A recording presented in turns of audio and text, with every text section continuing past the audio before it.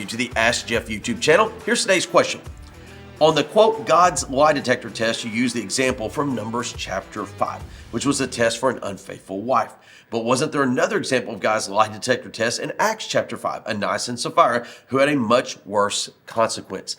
Yes and no. So for those of you not familiar, in the book of Numbers chapter 5, there's this kind of odd passage where if a man suspects his wife has been unfaithful to him, that the priest gave some type of liquid concoction. It messed with her belly and her loins and let him know if she'd been unfaithful. It's kind of a weird passage, the only passage that we have in the entire Bible involving this issue, which is important. Because in Acts chapter 5, per the question, you're absolutely right. Ananias and Sapphira lied to the Holy Spirit, lied to the apostles about the land they've sold and the money they're bringing to establish what we know is really the first local body of believers, the church as we know it. Again, it's a once-off. You're telling me, I'm being somewhat rhetorical and sarcastic, you're telling me Ananias and Sapphira are the only people who've ever lied to the Lord and lied to the quote-unquote church leaders, and particularly even about money. Did you know, true statistic, did you know that over 85% of regular church-attending supposable Christians claim that they tithe 10%? Did you know only 8% do?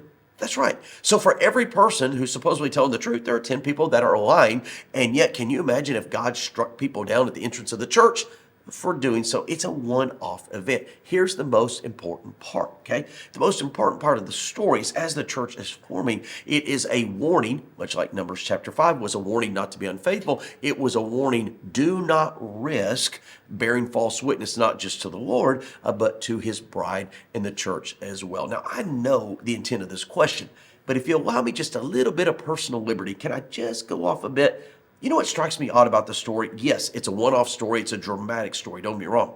But if you read it, did you know that the man who lied was buried? Buried. And they didn't even tell his wife. The woman is buried and they don't even tell her kids. I mean, that's the crazy part of the story to me. Yes, they dropped dead. They lied to the Lord. They actually buried somebody without consulting their family. Now, as a pastor, I find that the oddest part of the story. Great question. If you have one, send to AskJeff.net. Maybe your question will be tomorrow's. Thank you so much for being a part of our daily question here at the Ask Jeff YouTube channel. I want to encourage you on a few things. Number one, if you have a question to ask, submit it to AskJeff.net. Eventually, we'll get around to your question. Secondly, we'd encourage you to subscribe. That way, each and every day, Monday through Friday, you get a reminder of our question of the day. And last but not least, I want to remind you that on Wednesday evenings, live at First Baptist Church of Opelika, fbcopelika.com, we do a solid hour of Ask Jeff where we dig into the questions more than just 60 or 90 seconds. Sometimes we take the entire hour. All that being said, AskJeff.net is where you submit a question to this channel each and every day, Monday through Friday.